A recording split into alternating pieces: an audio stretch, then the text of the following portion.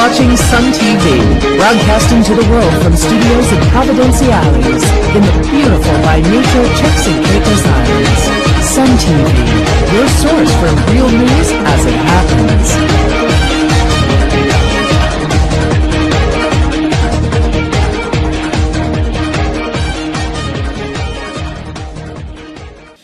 I'm Leslie Garland, and thanks for watching.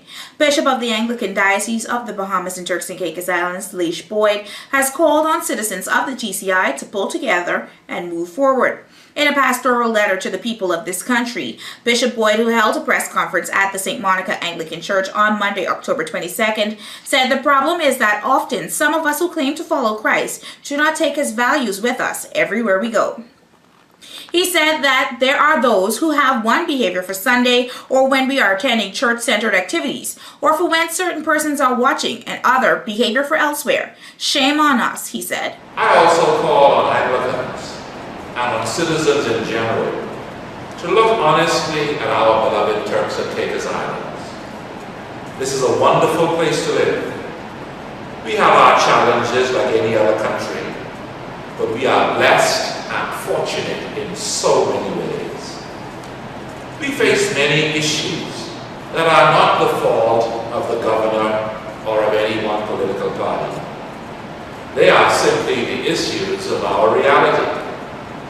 These same issues do not call for petty, partisan, or mudslinging approaches, but for a sustained and continuous national effort by the leaders, that is the majority party and the opposition, the leaders of the Turks and the Caicos Islands, their agents and agencies, in collaboration with and supported by the people.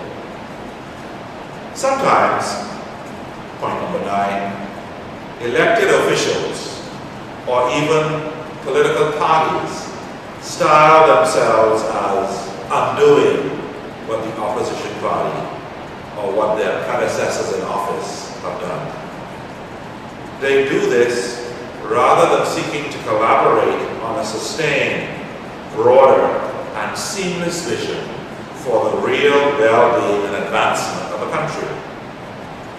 It takes immense political will and political maturity on the part of all concerned to rise above party and to think country. Too often, political leaders or political parties have not displayed enough of this maturity. It is of particular importance when we think of a number of critical issues that we now face and for which there are no simple solutions. I trust that whatever the outcome of the general elections, a non-partisan spirit of unanimity and working across party lines for the long-term good of the country would prevail and be evident for all to see. Bishop Boyd also called for fair, peaceful, and smooth-running elections with a full turnout of voters. Many persons have been lamenting the interim status of the country over the last 2 years. Many have complained about a variety of issues, some of which complaints have been legitimate, some not. However, all of that is behind us. Let us move forward. My challenge is to the governor and his team, to the voter registration mechanism, to the leadership and members of all political parties, to the independent candidates, the election workers, and to citizens in general. Make these general elections everything that they can be. Please be assured that my love, support, prayers, and best wishes. Remember that there are many, many priorities that call us to have a wider, non-partisan view of national well-being, and to have a vision for our country's future that is not principally party-centered. Keep Christ in the campaign by saying and doing what Jesus would do. Please join me in prayed for safe and high-quality national general elections. A Haitian man had a close shave with death after being involved in a freak accident in which a live high-tension wire knocked him in the chest in the downtown area on Monday, October 22nd. A flatbed truck which was carrying a tractor drove through some wires and yanked them down, snapping a utility pole which flew in the middle of the road. That was when the man was hit in the chest with full force, to the extent where he had to be rushed to the hospital. The incident caused police to block off the road by the Gus Lightburn Auditorium for a few hours. Electricity and internet service in the area were affected for a while. Here's some raw footage. When I had to run and get low, she must have had me on the ground. I'm supposed to drop him, but you told me to watch her because I was walking right after the boat. Oh, you want to go around.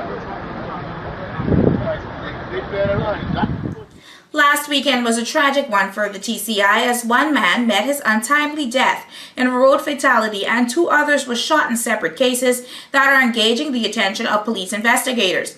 Police are reporting that a man was shot in a bushy area on the Leeward Highway on Monday, October 22nd. At the time of this report, the identity of the man was unknown, but it can be confirmed that the gunshot victim is a patient of the Cheshire Hall Medical Center. Up until midday Monday, police officers, some of them wearing bulletproof vests, cordoned off the area across from Fortis TCI where they were conducting their investigations. On Saturday, Haiti-born Ecclesiastes Defacile was killed in a vehicular accident on the Millennium Highway on the island of Providenciales. The 31-year-old male suffered fatal injuries when the vehicle in which he was driving collided with another. The passenger of the vehicle in which the victim was driving, the driver, and the passenger of the other vehicle suffered non-life-threatening injuries.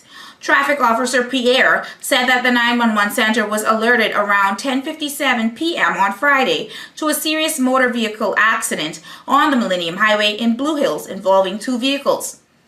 He said all occupants of the two vehicles were injured and rushed to the Cheshire Hall Medical Center by ambulance. Sadly, one of the passengers succumbed to his injuries and was pronounced dead at 3:40 a.m. The investigation into the cause of the accident is being led by the Traffic Division of the Royal Turks and Caicos Islands Police Force. On Friday, October 19th at 3 a.m., a 20-year-old man received minor injuries to his upper right arm after a gunman opened fire on a white truck in which he was the passenger. It was reported that a lone gunman walked up to the parked vehicle and opened fire, discharging a number of shots. The shooting took place in the vicinity of the miniature golf course on the Leeward Highway. The gunman was said to be wearing short checkered pants, a white top, and white shoes. According to Sergeant of Police Andy Harry of the Criminal Investigation Division, an incident of this nature is one of a serious concern.